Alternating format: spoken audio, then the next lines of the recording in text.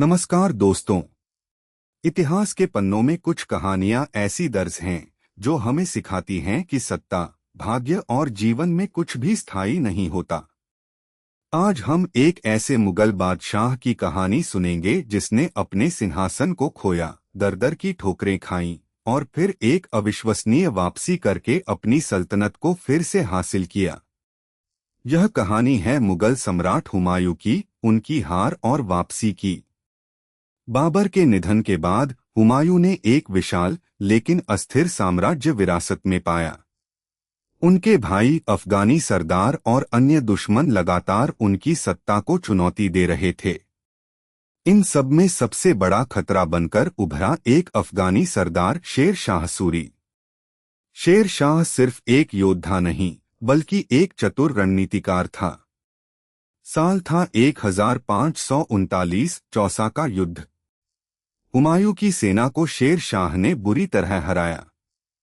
हुमायूं को अपनी जान बचाने के लिए गंगा नदी में कूदना पड़ा। एक भिश्ती ने उनकी जान बचाई और इस एहसान के बदले हुमायूं ने उसे एक दिन का बादशाह भी बनाया था।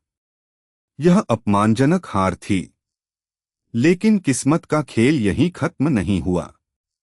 अगले साल 1540 में कन्नौज के युद्ध में हुमायूं को एक और करारी हार मिली। इस बार उन्हें भारत छोड़कर भागना पड़ा। दिल्ली का सिंहासन खाली हो गया और हुमायूं एक बेघर बादशाह बन गए। अगले 15 साल हुमायूं के जीवन की सबसे कठिन अवधि थी। वे अपने कुछ वफादार साथियों के साथ रेगिस्तानों में भटकते रहे, भीषण गर्मी, भूख और प्यास से जूझते हुए।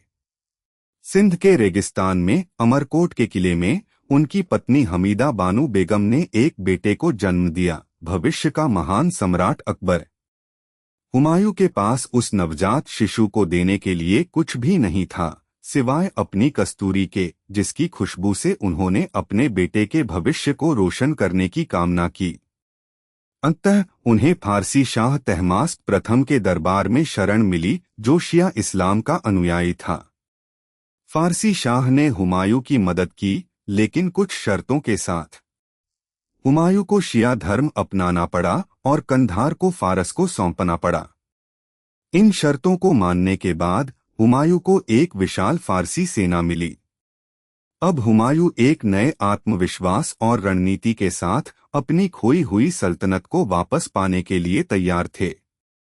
इस बीच शेर शाह सूरी का निधन हो चुका था और उसके उत्तराधिकारी कमजोर साबित हो रहे थे।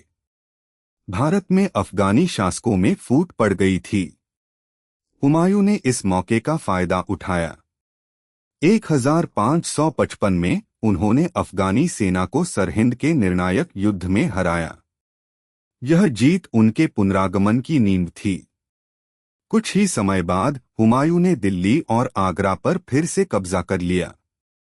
15 साल की लंबी और दर्दनाक यात्रा के बाद मुगल सम्राट हुमायूं ने अपना सिंहासन वापस पा लिया था। हालांकि उनकी दूसरी बादशाहत ज्यादा लंबी नहीं चली। सिंहासन पर बैठने के कुछ ही महीनों बाद 1556 में वे अपनी लाइब्रेरी की सीढ़ियों से गिरकर चल बसे। लेकिन उनकी कहानी सिर्फ एक व्यक्तिगत त्रासदी नहीं है।